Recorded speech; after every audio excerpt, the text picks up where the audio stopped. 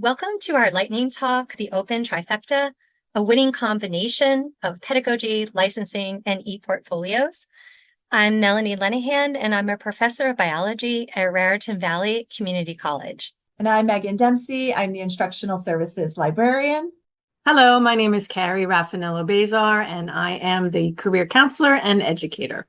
So this work addresses the barrier to success in first-year STEM courses in community colleges. Open pedagogy practices can benefit students, especially first-generation college students. We wanted to have students take ownership of their open educational journey. To get a sense of our demographics at Raritan Valley Community College, we are a Hispanic serving institution.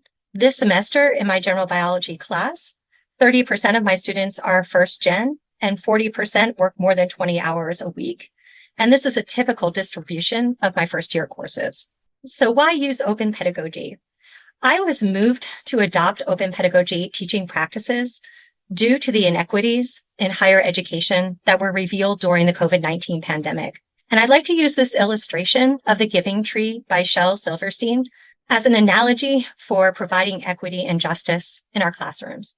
Ultimately, by fixing those structures, by providing the tree to be upright, can provide justice in our classroom so that all students have the opportunities for learning. So for my class in general biology, I've adopted students creating open educational resources that I call open pedagogy projects.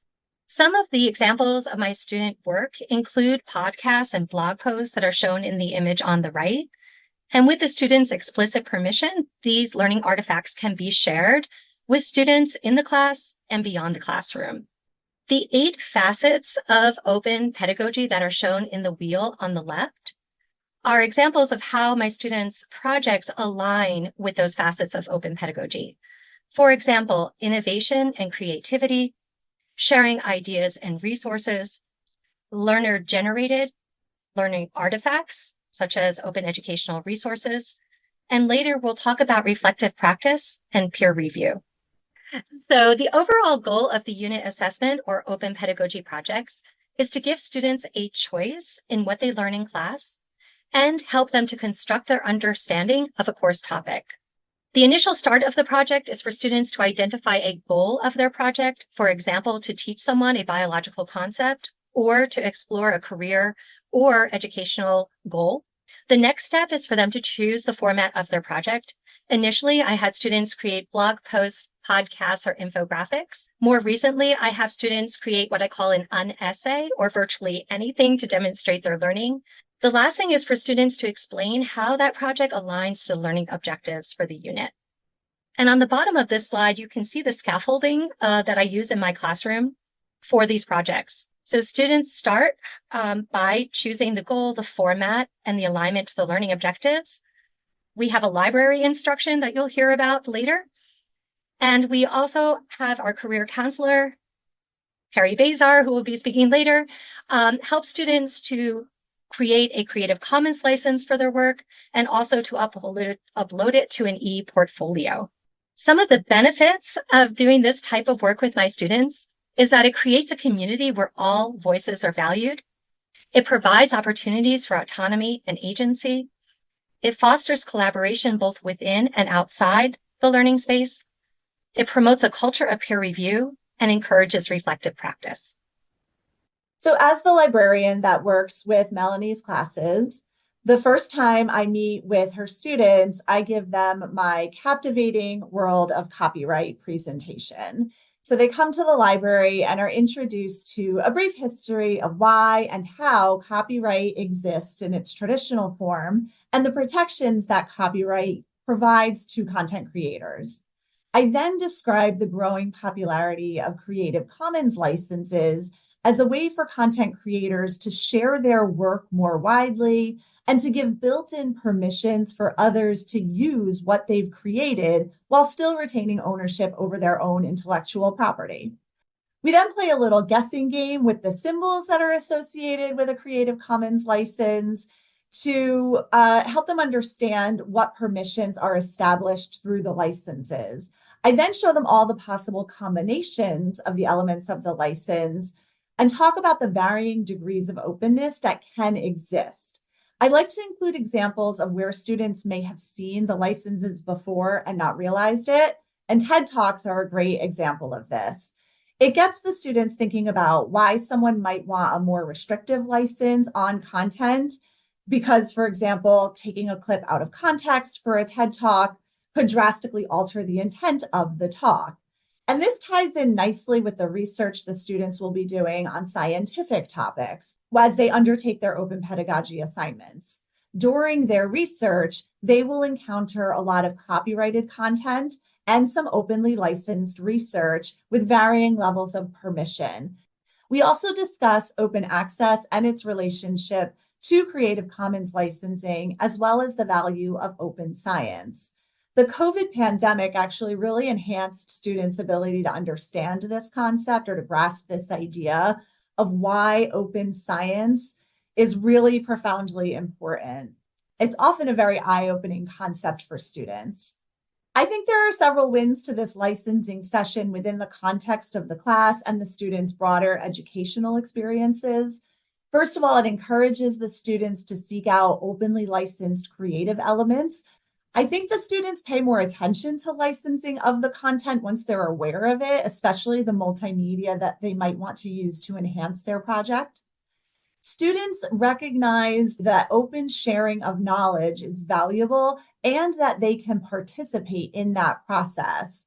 And it helps students to think about openly licensing their own products and sharing them with an audience beyond their instructor. This actually ties in with the last part of our trifecta, which is ePortfolios that Carrie is going to talk about. We introduced ePortfolios as a well-researched, proven, inclusive, and interactive teaching and learning strategy, especially when paired with undergraduate research.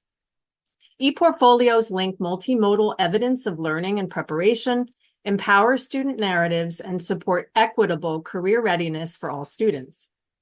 ePortfolio pedagogy is grounded in engaging students in knowledge construction with a social context, allowing students to own their learning process, and motivating students to create evidence for future career advancement. As the career counselor, I introduce students to the ePortfolio platform, provide an overview on the benefits, get students set up, and demonstrate the process of adding, reflecting, and sharing their curricular and co-curricular artifacts. Students are guided through a sample ePortfolio from a former student, as you see here, and we use guided prompts to support their reflective practice. Additionally, I teach students about the NACE career readiness competencies and how their unit assessment can be linked to skills employers value. Because reflection and meaning making is at the center of ePortfolio pedagogy, you are empowering students not to reflect just on your course, but also on who they are becoming as a scholar, a citizen of the world, and an aspiring professional. Equally valuable is an improved understanding of what students are taking away from your course. ePortfolios can help you better understand who your students are, what they value, and what they are trying to accomplish. Knowing these things helps you make course content even more relevant to them. As you consider how to incorporate ePortfolio pedagogy into your course or program, we recommend beginning with some framing questions. Consider the kind of learning experience you're trying to design for your students. What do you want students to take away from your course? What role does an ePortfolio play in helping support the goals of your course? As far as next steps, this year, our next steps will be informed by my faculty research grant, where we'll be using ePortfolios for assessment.